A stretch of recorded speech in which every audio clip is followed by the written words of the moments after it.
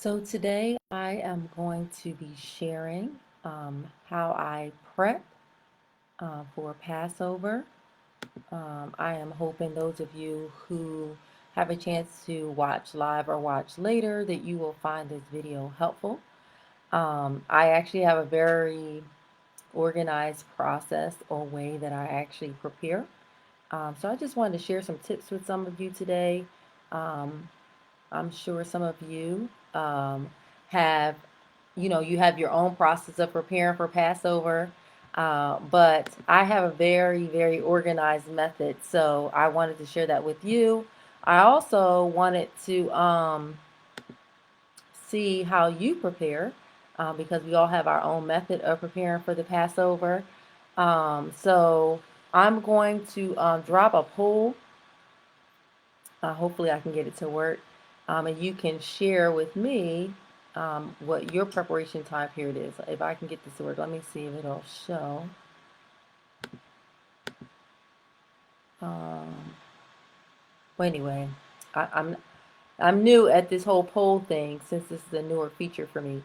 But anyway, I'll ask the question. You can feel free to drop it in the comments. But I just be curious to know how far in advance do you start preparing? My original poll questions were I start preparing a month in advance. I start preparing 2 weeks in advance. I start preparing 1 week in advance, or I start preparing the week of. And this is a no judgment question. I just be curious to know how far in advance that you start your preparation process for the Passover. So for me, I actually start preparing a whole month in advance. So I've already started this process. So I'm going to share with you on what I do to prepare for the Passover.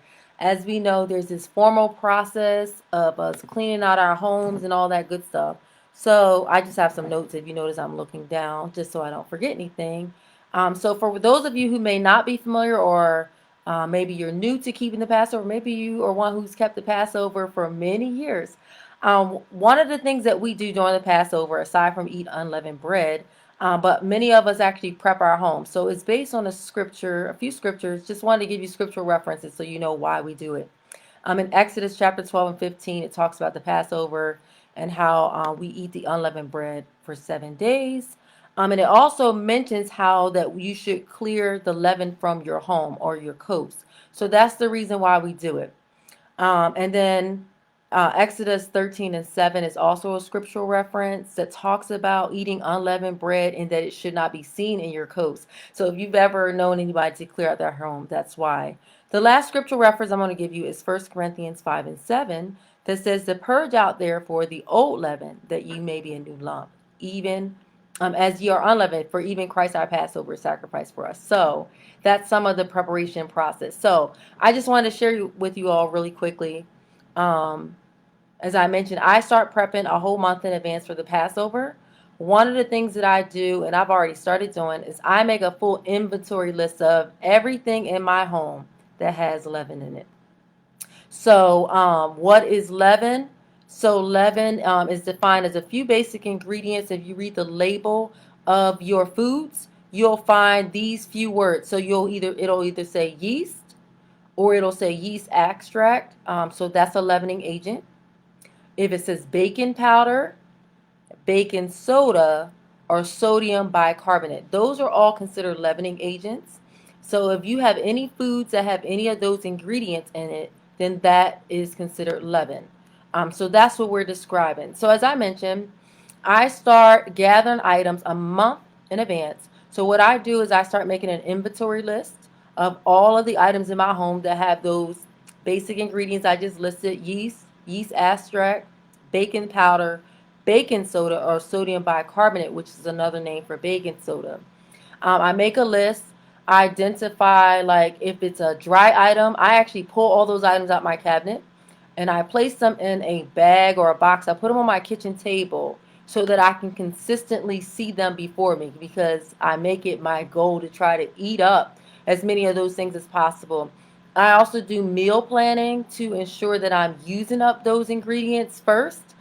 So that way I don't have a lot of leaven left when the week of the Passover comes.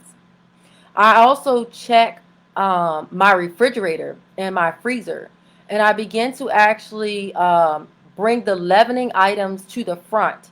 So, for example, if you're one who has certain items that you keep in your refrigerator, I put them near the front so I can begin to eat those. If you have frozen waffles, frozen pancakes, I have a couple of those items. If you have pretzel bites, any of those things, those items you can bring to the front so you can begin to eat them. But with my inventory list, I also write it on my refrigerator. So in addition to the bag or the boxes, depending on how many items I have, I put those dry items on the table, but I also keep track of an inventory list that I keep on my refrigerator. And that inventory list tells me what is in my refrigerator or what is in my freezer that has leaven. So that reminds me to eat those items.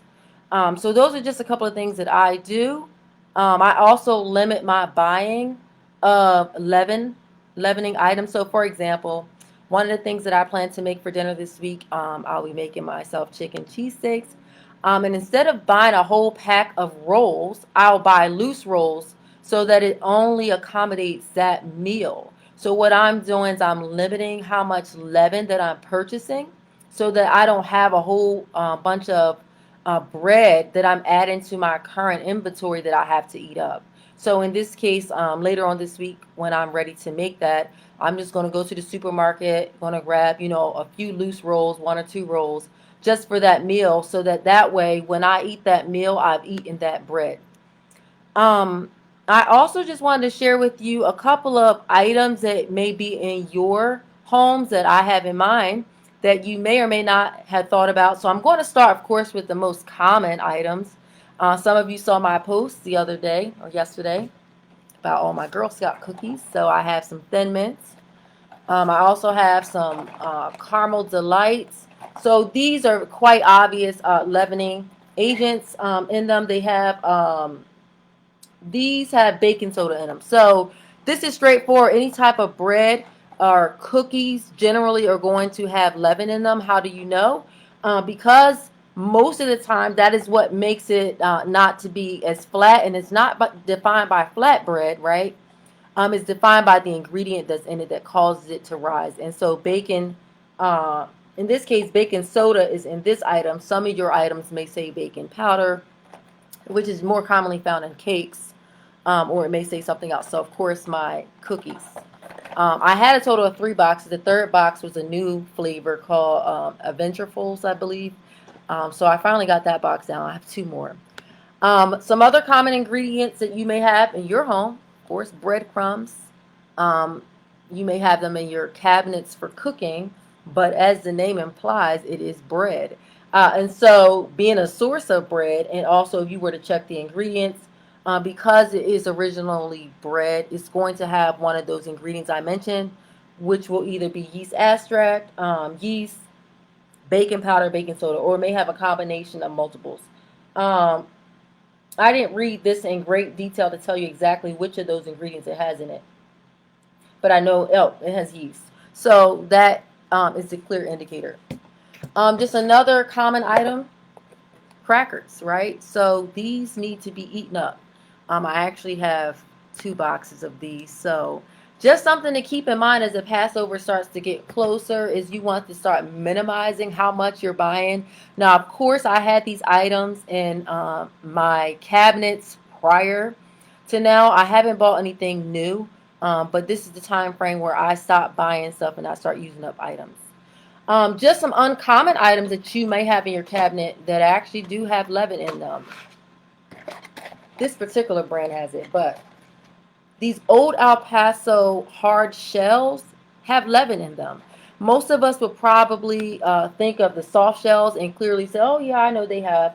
But these hard shells actually have baking powder in them. And although they seem pretty flat, you may think they have nothing in them. That's why it's important to read the label. So this particular brand has leaven. I'm not suggesting that all hard tacos have leaven, but some do. Um, there is a brand, I think is Ortega. Don't quote me. But I believe there is a brand out there that does not have it. So you just need to read the label of your specific brand. This particular brand has it. Some other items that may not be commonly considered. I have some Italian dressing. This particular Italian dressing by Wishbone has yeast extract in it. Most of us probably don't realize or even think to consider that our salad dressing could have leaven in it. So that's why it's important that you read your labels. This particular dressing has it. I know some ranch dressings have it as well. So rather than giving you an exact list, I'm mostly telling you your ingredients and you're going to look and check for them. Another item you may not consider is your chicken broth. Okay, so I have this chicken broth. Sorry about the date. I keep track of when I open items. But chicken broth has yeast extract in it. So this has leaven in it. It doesn't seem like it would make sense.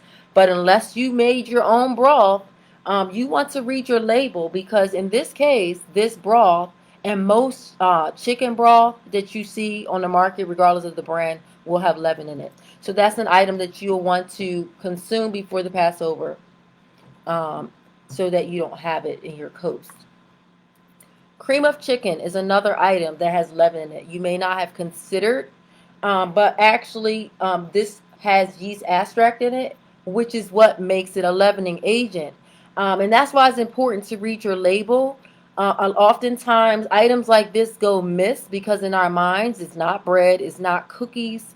Therefore, we don't perceive that it can have leaven in it. But if you're not making your own product, that's why you're going to need to check the label because the manufacturer may actually have something in it that is leaven. So in this case, a lot of cream of chicken does have leaven in it. I definitely know Campbell's has it.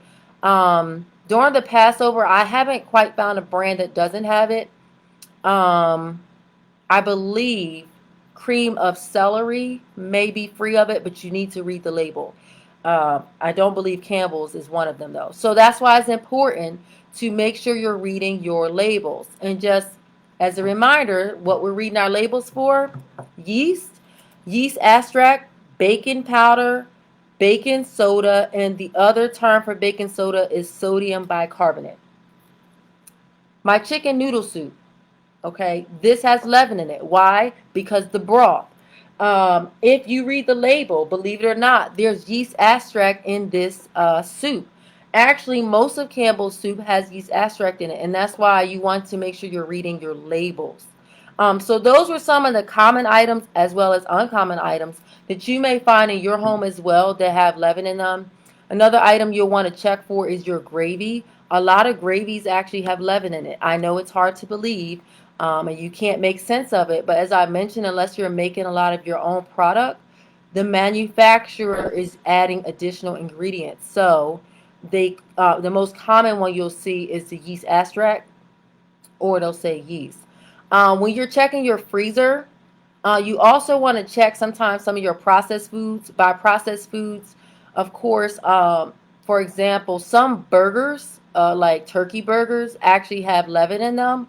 So you'll have to read the label, not all.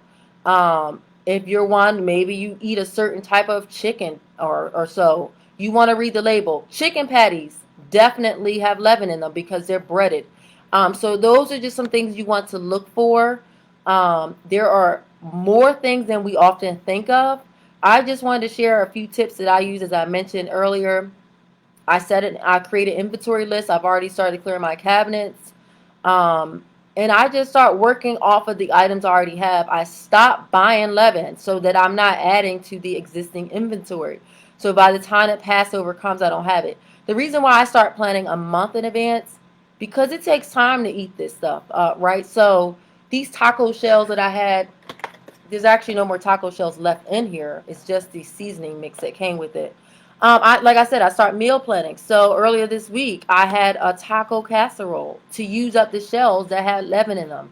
The other night, I started using up my chicken broth. Okay, so I made some black eyed peas. I have some left, so I have to use this. So I start meal planning with my leaven in mind first because these are the items that can't stay.